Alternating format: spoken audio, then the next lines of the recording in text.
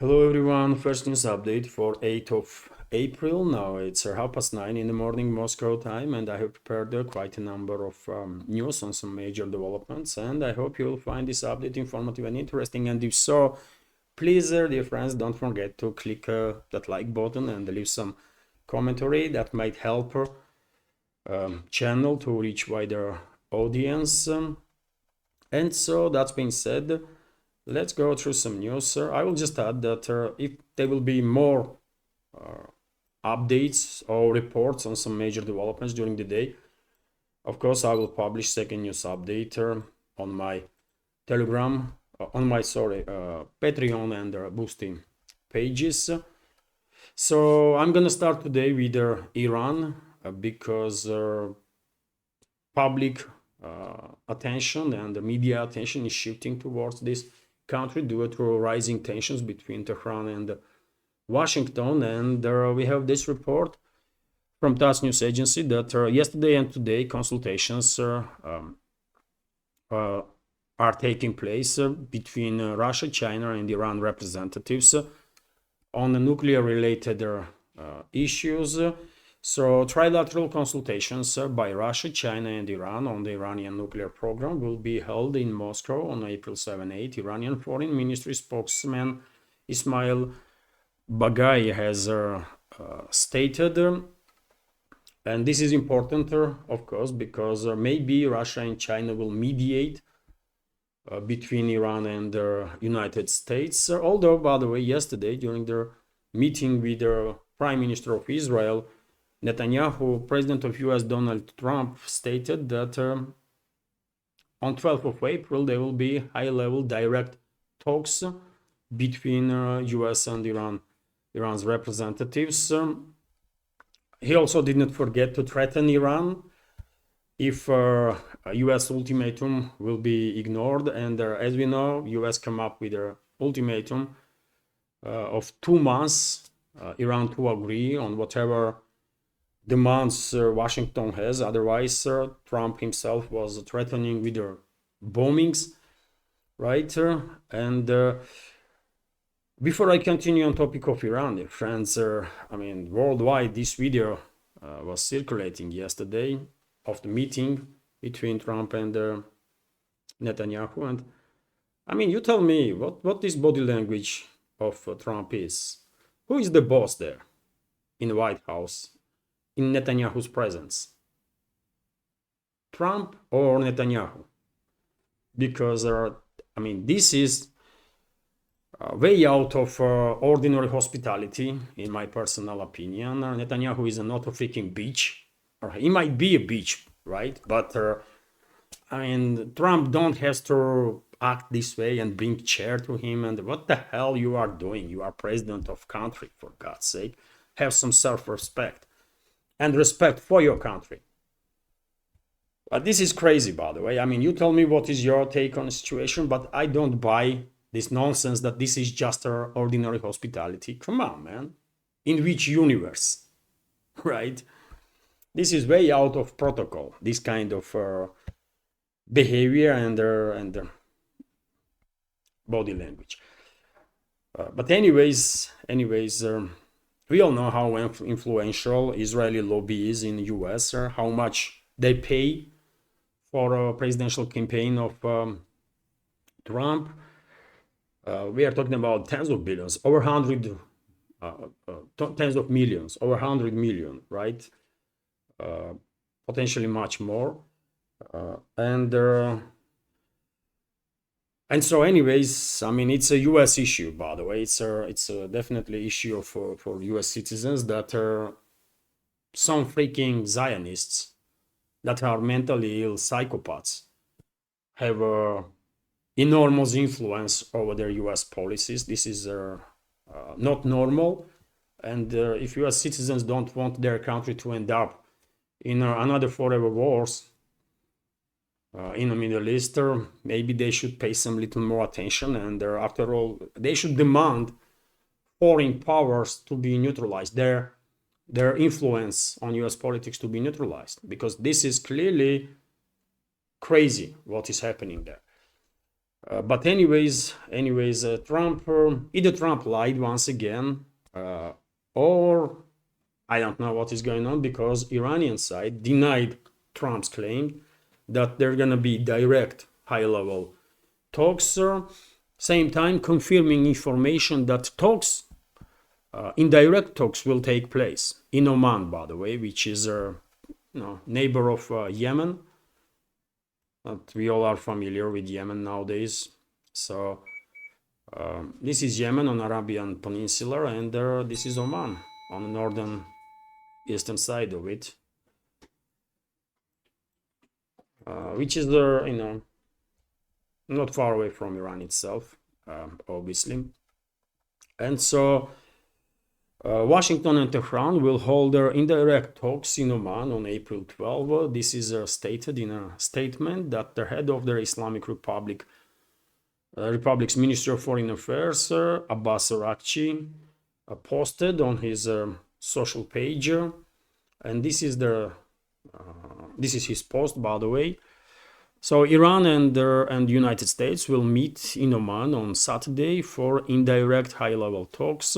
It is as much an opportunity as it is a test. The ball is in America's court. Well, nowadays everybody is trolling Western countries, isn't it? With these phrases like "ball is on their side" because of the recent this mass hysteria on part of Western so-called elites when almost everybody there received this talking point that ball is in Russian side, and these psychos, one after another, were repeating this nonsense for I don't know, man, 24 to 48 hours. Some of them still repeating that crap, and everybody is trolling now. Collective West, I guess. Iranian diplomat did the same there. Although, I mean, he has a point. Actually. Iran agreed on negotiations. If US leadership is serious about the escalation, then they should take this opportunity. Although I'm afraid they're not gonna do it. And if we take a look at this video once again, by the way, I mean, well, it is becoming clear that influence of Netanyahu is just enormous over the US political class, leadership, and Netanyahu is dreaming about provoking war between US and Iran for decades now, literally for decades, right? And I'm afraid he will succeed. He and his Zionist henchman will succeed with this, and US gonna suffer humiliated loss in that conflict. It might even be beginning of the end of US as a state if Washington will go ahead and attack Iran. That might become a beginning of the end of US itself.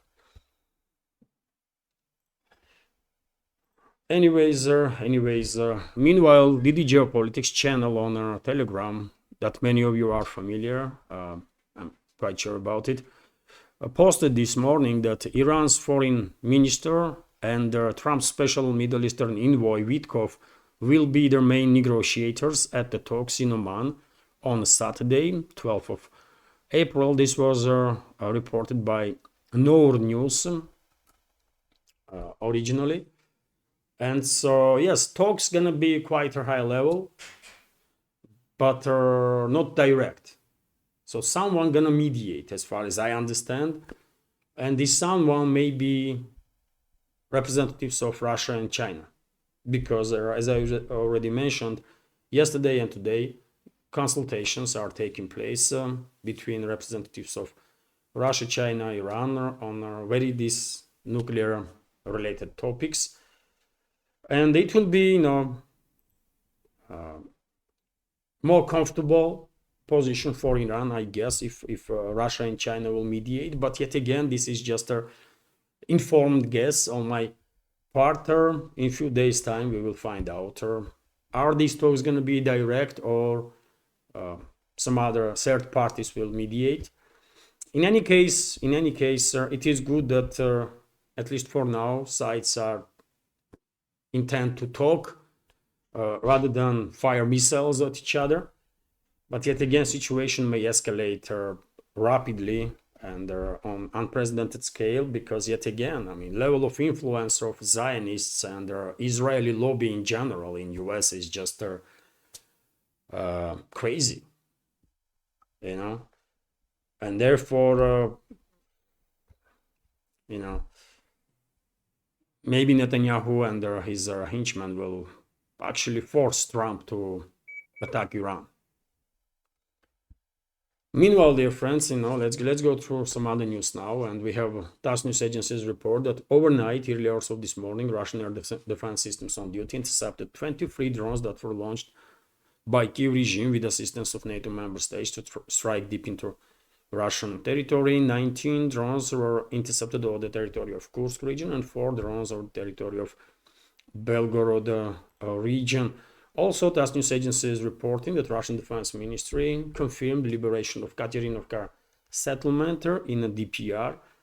Let me show you on the map this settlement. So this is a Katerinovka settlement, which is liberated by Russian forces. And this is not all. According to some independent sources, Russian troops also liberated settlement of Troitskaya on the southern western side of Pokrovsk-Mirnograd agglomeration, and also settlement of Lisovka on southern eastern side of Pokrovsk-Mirnograd agglomeration. And when it comes to Katerinovka, that is a Liman direction, by the way, where Russian troops lately become significantly more active than in previous weeks. So yet again, as I'm saying quite regularly, rarely we have a day when there is no reports about liberation of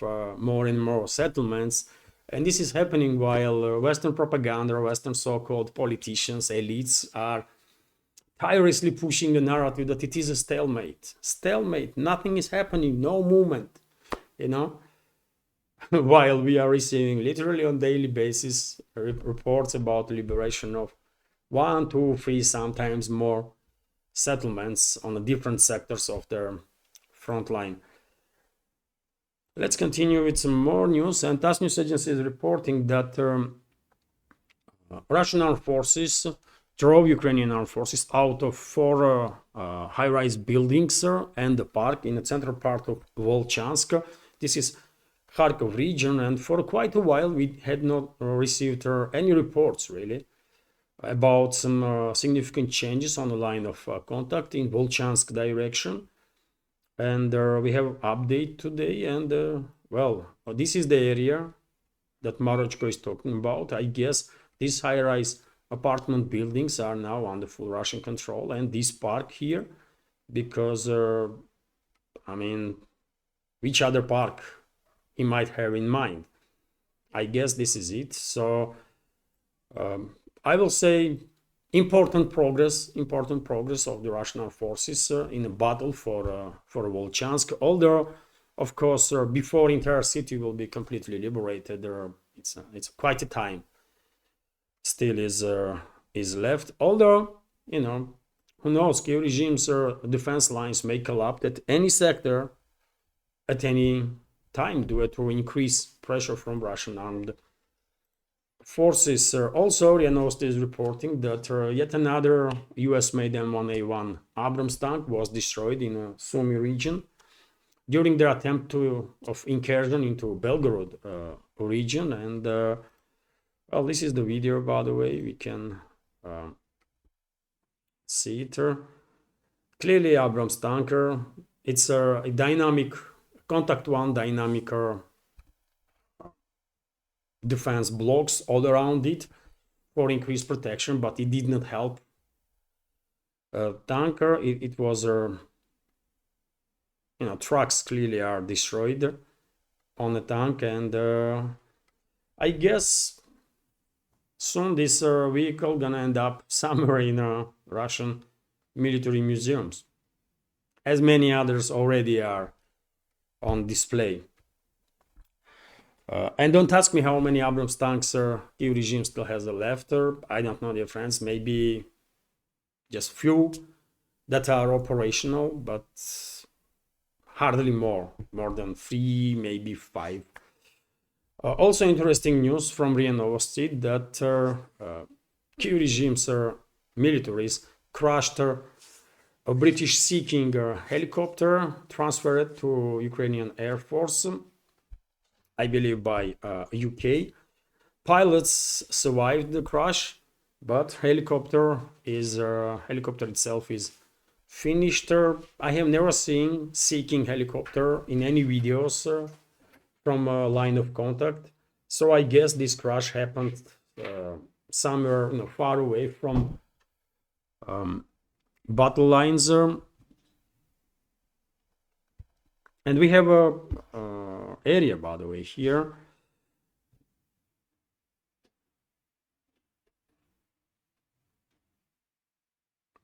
A British Seeking helicopter transferred to the Ukrainian Air Force crashed in Ukraine in February. This became known from a decision of the Leninsky District Court of Nikolaev posted in the Unified State Register of Court Decisions. So probably the Kiev regime was prosecuting, I don't know, pilots for this. From their petition and their materials attached to it, it was established that on February 22nd, 2025, at 12:48 p.m., after the takeoff, the Seeking Mk5 helicopter at an altitude of 5 to 7 meters, the crew felt a significant vibration of the helicopter, and the aircraft began to rotate around its axis and lost altitude, which led to the aircraft colliding with the ground. The crash site is located at the distance of about 110 meters from the landing site. Decision said. Yes, no specifics where exactly this happened, but anyways, in November 2022, Times reported that UK would donate 3 Seeking helicopters to Ukraine. In January 2023, then Ukrainian Defense Minister Alexei Reznikov reported that Kiev had received a Seeking helicopter from the UK as a military aid. The German Defense Minister Boris Pistorius promised to deliver 6 more Seeking multi-role helicopters to Kiev at the end of 2024. So, I mean, who knows? Is this helicopter was British or German? But anyways, -1 Seeking, which is a good news, by the way, in any ways, right? So, RIA Novosti is reporting that meanwhile, leadership of these Chihuahua so-called states in the Baltics are going crazy big time because Estonian Navy may be granted authority to sink merchant ships. So the Estonian parliament will consider a bill that, if adopted, could give the country's defense forces and the Navy the right to use military force against merchant ships suspected of intending to damage infrastructure facilities and in extreme cases to sink them. ERR reports. So okay, I mean, if this law is adopted, they might open fire at any Russian vessel, and they say that they had the intelligence that this vessel was planning to damage something. And if that happens, by the way, well, a Russian response is gonna be overwhelming, and I don't know. I guess many European states are regretting now that they receive these Chihuahuas into NATO and EU, because they are just creating too much problems and too much risks, really, because due to their crazy behavior, they might actually provoke Russia to do something about it, you know? Just imagine these psychos really opened fire on Russian merchant ship. What Russia gonna do? Under whatever pretext, by the way. They are determined to provoke wider war, isn't it, against Russia? Why, war between NATO and Russia? Not just Baltic Chihuahuas, but also France, UK, Germany. I mean, countries that are under strict control of their globalists. They are dreaming about provoking war between NATO and Russia. And they are not even trying to hide this very much. So just imagine what would Moscow do, or how critical situation might become if Estonian Navy or whatever will open fire on Russian merchant ship and killed and wounded their personnel there and sunk the ship itself. What would you do if you were Russian president in that case? Just ignore it? I don't think so. And who's gonna blame Russia if such provocation or similar type of provocation will take place? Who's gonna blame Russia really? In a straight mind, if Moscow will take some strong retaliatory measures. I mean, Europe is I don't know, European elites, but we are really out of control, seems like, TASS news agency is also reporting that US is not satisfied by current situation around Ukraine. This was stated by Trump. We have quote here. So we are meeting with Russia, we are meeting with Ukraine, and we are getting sort of close. US President stated, I don't know what's happening there.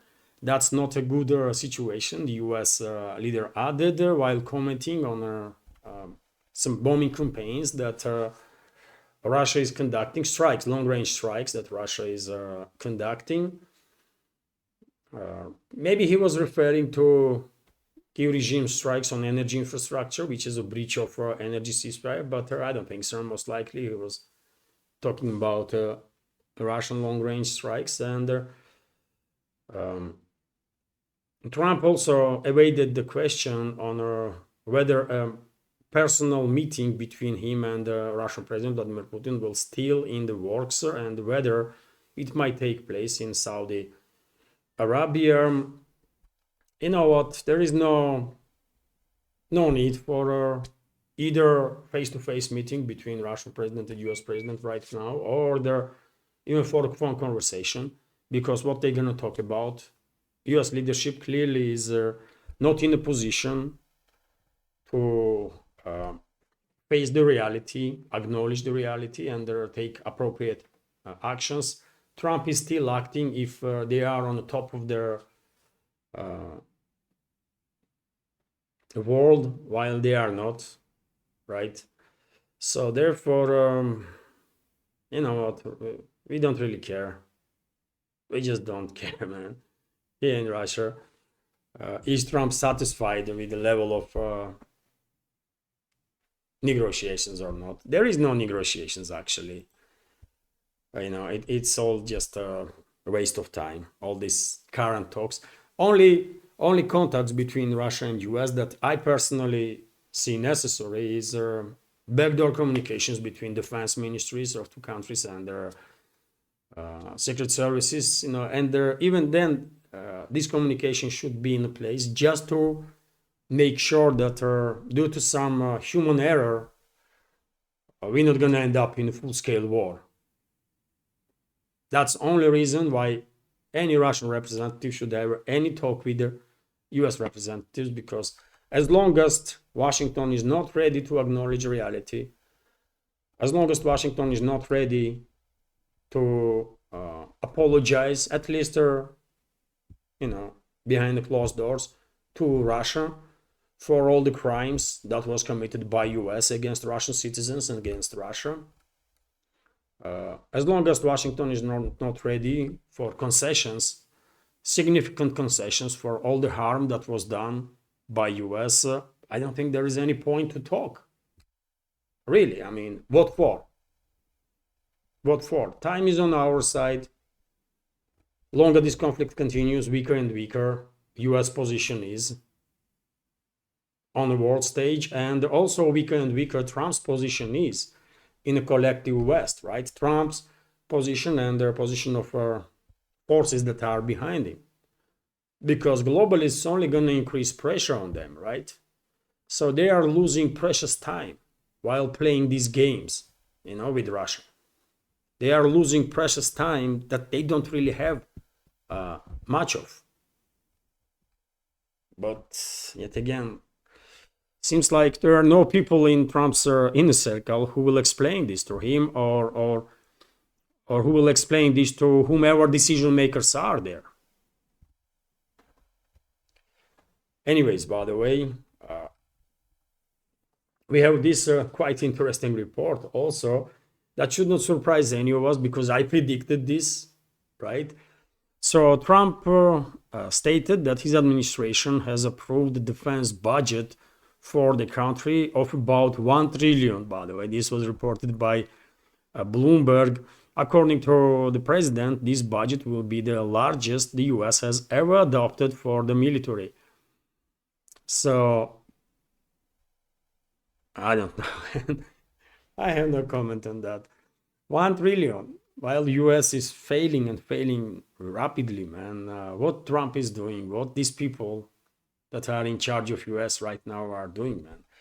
Instead of reforming Pentagon, instead of minimizing influence of military-industrial complex, right, and saving hundreds and hundreds of billions, they are increasing money flow to military-industrial complex, these multinational corporations. This is crazy, and that's why I'm saying, by the way, US, due to actions of its leadership, may fail. Europe is doomed for sure. US still has chances, but if Washington gonna continue with such policies, man, I mean, US gonna be, US is doomed also then in that case. That's how it is. They cannot afford to spend trillion to enrich a military-industrial complex, but tell this to Trump and his administration. Or yet again, whomever is behind them and pulling the strings. We all understand that Trump is not a decision maker. Some other people are. Trump is just a figure that was put up front for media and for public. That's all it is, really. And decisions are made by some other people that we might never know their names of. And this is a case in US since forever, I guess. Previous administration was a prime example of that, isn't it? Because Biden was barely recognizing himself in a mirror, and still, on the name of president, some decisions were made and authorized, right? Some actions. So someone was making those decisions, and Biden was just signing papers or whatever. Anyways, let's continue. Renault is reporting that Trump, US leadership, let's say, threatened China once again with additional 50% tariffs. So US President Donald Trump has threatened China with the 50% tariffs on top of those already announced if Beijing does not abandon its retaliatory measures. And this is bad, by the way. I mean, this is really bad. I can understand that with these tariff wars, forces that are in charge of US wanted to basically accelerate in reindustrialization of US on expense of collective West countries, primarily Canada and EU, UK also, and not to be seen as an aggressor against its allies, they impose tariffs on rest of the world, right?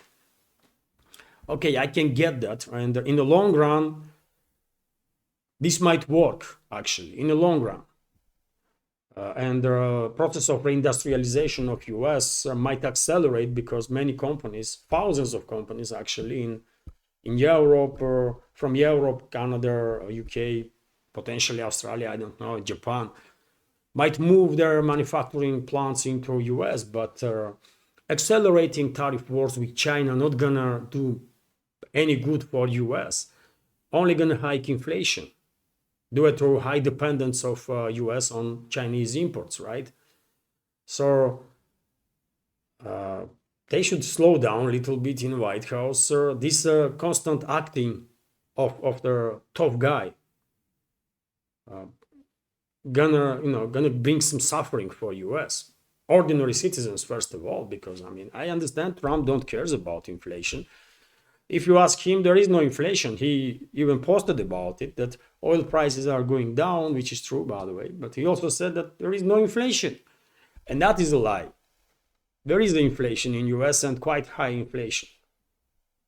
And members of our community from US can confirm that.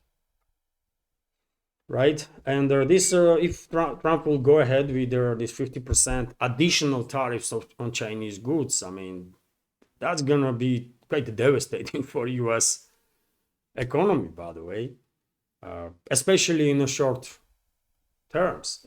What they are doing in White House, I mean, what the hell, man.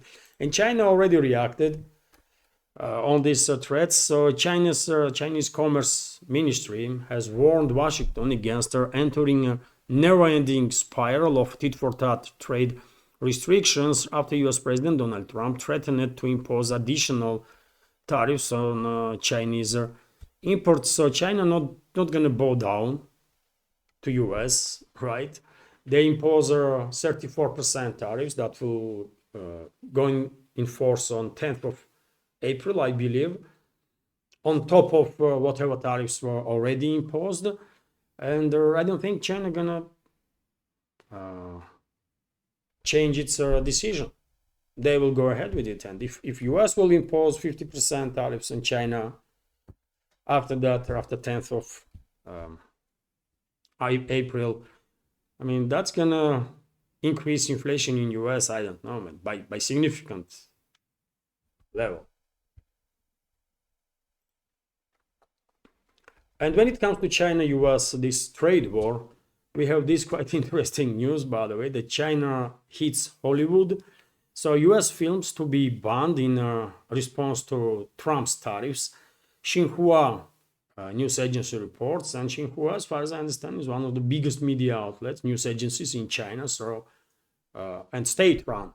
So therefore, probably this is official position of Beijing, although officially there was no statements, as far as I understand, on that. But this is a big deal because recent data shows that Hollywood films generated more box office revenue in China than in US, which is, highlights significant profitability of the Chinese market. So if Hollywood gonna lose China, then wow, Hollywood is already in a crisis, big crisis, right? They are no longer capable of producing some decent movies or decent shows, right? I mean, and this crisis will probably continue. Last time I heard anything about Hollywood was this Snow White movie, which is I mean, total disaster, right? Total disaster. And if they're gonna do it through this woke nonsense that was put in that movie, and do it through crazy actions of the leading actor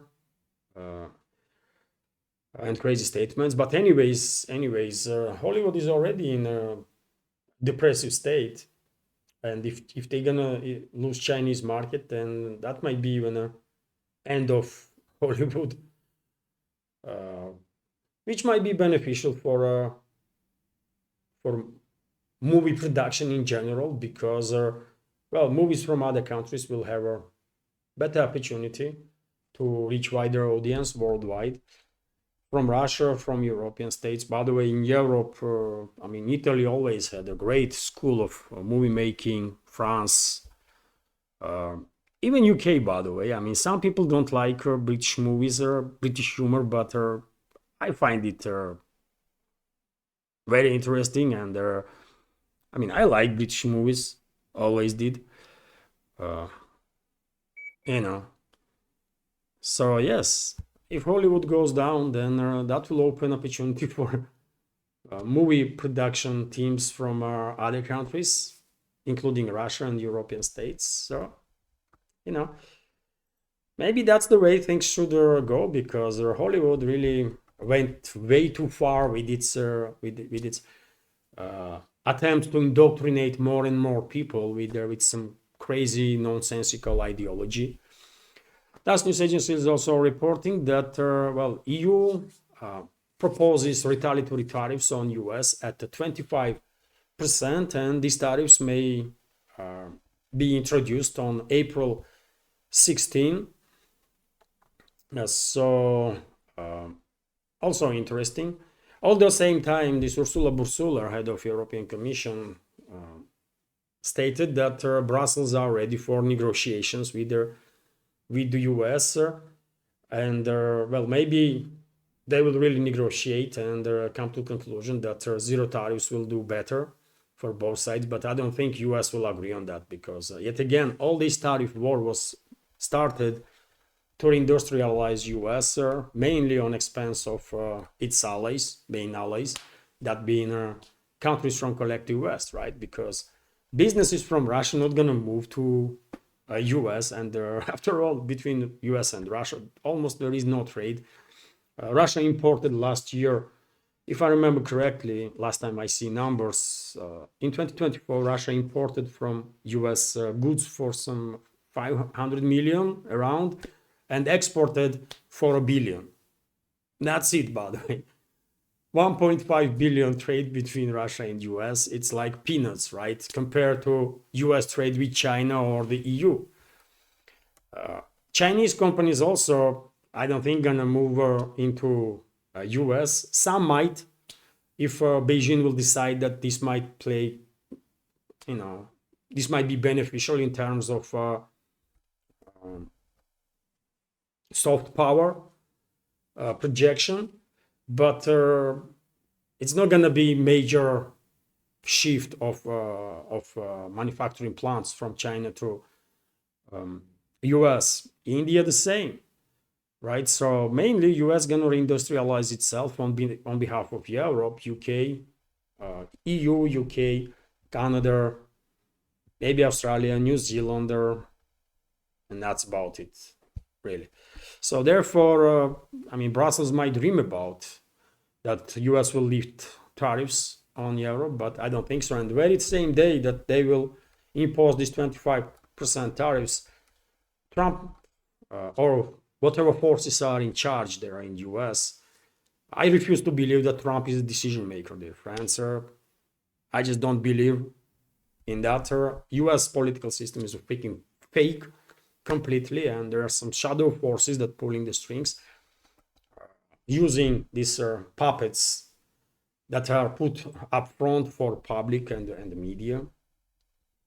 But anyways, very day Europe will impose its retaliatory tariffs. US will probably go ahead and double down on its own tariffs on EU to further accelerate basically migration of their manufacturing plants from Europe to US. And we also have this quite interesting news that German car giant is suspending deliveries to US.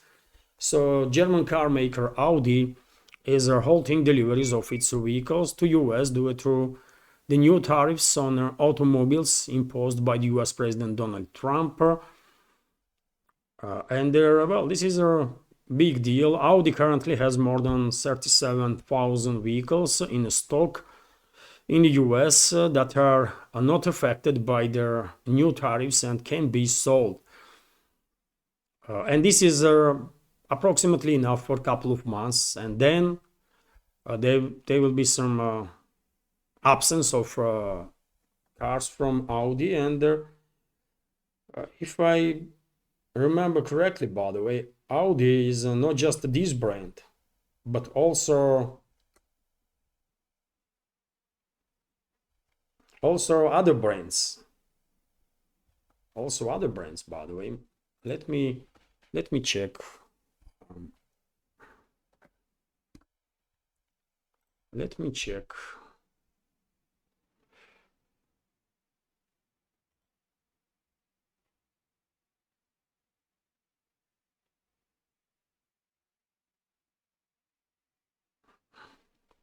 I think they are in control of Volkswagen also, and there are some other brands. Bugatti is also Audi, right? Italian brand. So there are plenty of brands, by the way. I don't want to waste too much time on that, but there are quite a number of world famous brands that are part of Audi corporation. And so, yes, sir, it's gonna be a big hit, of course, in German car manufacturers because they are already in a dive, right? They are shutting down manufacturing plants, laying off workers, and now this tariff wars.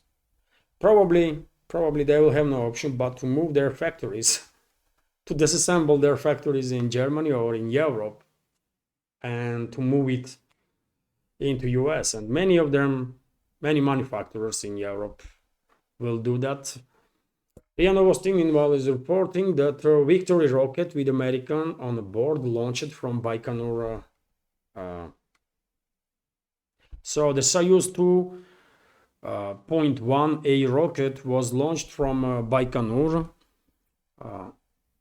It was a sender, the Soyuz MS-27 spacecraft with Russian cosmonauts Sergei Ryzhikov and Alexei Zubiritsky, and also NASA astronaut Jonathan Kim to the International Space Station. RIA Novosti correspondent reports, and launch went according to plan, and it will take only about 3 hours and 17 minutes before this Soyuz MS-27 will dock with the International Space Station. This is the shortest route as far as I understand. And well, I will end this update on this positive news because at least in space explorations there is some actual cooperation between Russian and US sides, which is good, but I mean something of positive, right? And so I mean still too long, man, still too long. 42 minutes. 44, 42, 43. Anyways, hopefully you will find this update informative and interesting, useful. And if so, please click that like button and leave some commentary just about anything, any topic. It might help to deal with the algorithm and reach wider audience. And if you can, please share information about my channel with your friends in real life or on internet, on platforms that you are active. And finally, if you like my work, as you know, dear friends, this project is completely subscriber funded, so it exists as long as it has community support. So if you like my work, my channel, sir, and if you can support, please consider to do so. Links to my PayPal, Boosty, Patreon are on this video in description box and in the pinned comment. This is it for now, and as I said in the beginning, if there will be important updates during the day on some major developments, I will publish second news update on my Patreon and the Boosty pages. If not, then well, this is it for today. Have a wonderful day and take care.